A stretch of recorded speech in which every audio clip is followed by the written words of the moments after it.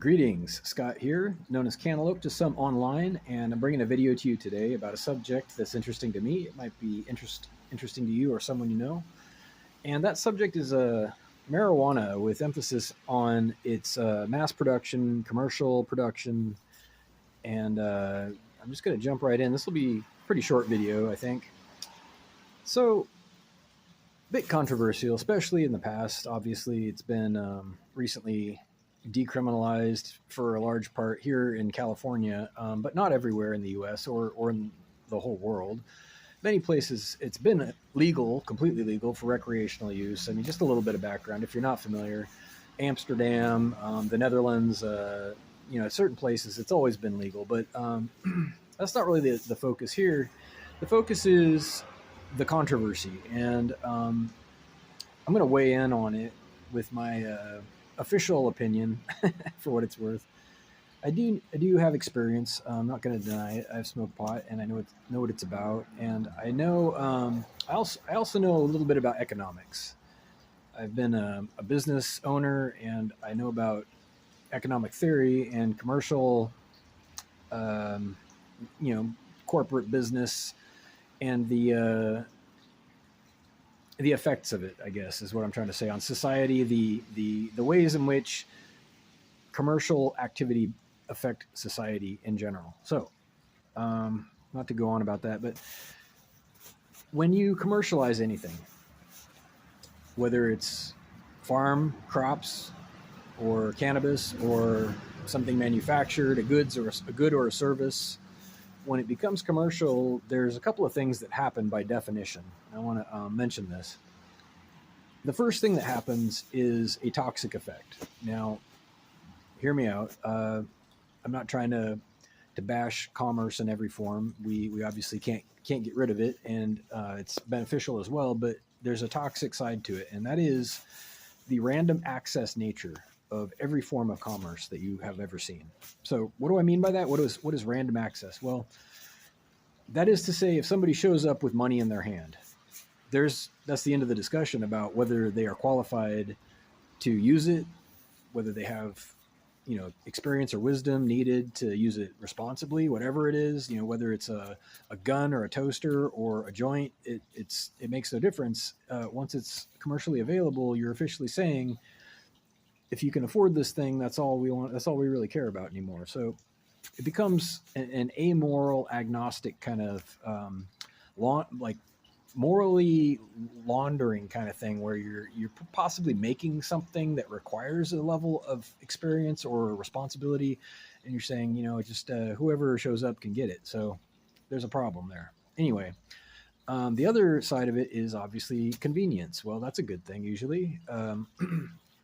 We like packaging solutions. We like just marketing solutions, whatever problems you may have in life and in your domestic life or whatever. You can usually buy an answer to it, some kind of way to make things easier or streamline it, whatever. Problem is, sometimes we buy things that aren't particularly healthy, right? Well, this is an ongoing conversation we've had in politics and in society, in our legal world. It was decided at one point that alcohol was too toxic to support in this country, in America. It was banned, it was prohibited, very famously. And then turns out we can't enforce it, so we repealed the prohibition. This is all history, so you can look it up if you want. So at one point it was illegal. I'm sorry, at one point it started out legal, became illegal, and then was re-legalized. So what's the right choice? I mean, democracy weighed in on every one of those things. There was a vote to make it illegal, and then a vote to repeal it. So if you're saying the will of the people is the way to go, and this isn't a conversation about democracy, but just saying that, whether something is popular, whether something is marketable or even legal, isn't really an indicator of its health and happiness that it's going to bring to the community. So anyway, we can't use marketability or even popularity in terms of democratic popularity as a reason to include something in our marketplace.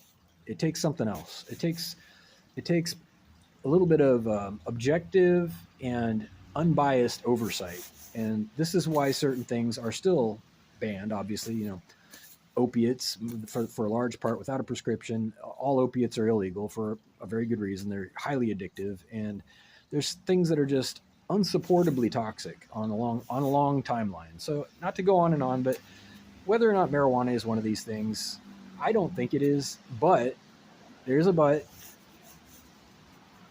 I think that there's a culture, and you cannot dismiss that. You cannot ignore the fact that where you find commercialized marijuana, you also find a great deal of other activity. And without being specific, you may or may not know what I'm talking about, but there's a certain, type of people. Typically, there's a certain type of expectations, moral standards, and why? Why is there so much crime around marijuana? I don't know. I mean, I could figure it out, but that's not even the subject here either. So there's a lot to be said about it. Pot by itself, if you're an adult, if you're a consenting person, and you don't have to be an adult necessarily, but I mean, I guess in the law says you do, but not everywhere. It gets complicated, but there's more to it. It's not simple. These things are not always simple.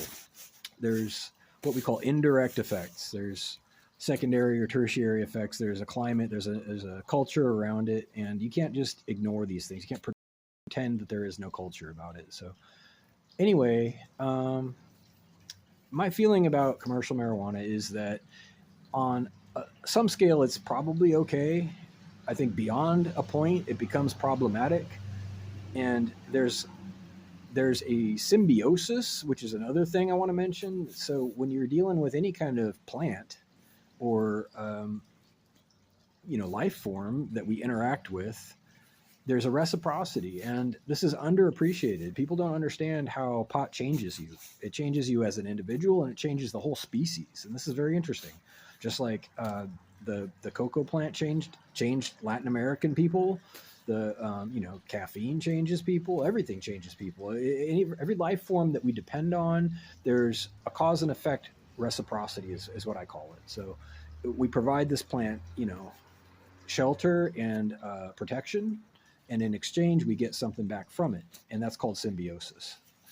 So it's something to consider. That if it's affecting our genetics on a large scale, if anything is on a large scale, it's going to affect us somehow. So it's a question of scale. It's a question of proportion. It's a question of health and happiness. For me, that's the bottom line for every conversation is, what is it doing to our quality of life, realistically, not just immediately, but then the next day and the next day. So if you have questions or concerns, hopefully I didn't come across as a complete square here, but I think sobriety is also underappreciated. Sobriety is huge. If you can figure out how to be happy and sober, that's victory. If you ask me, that's victory.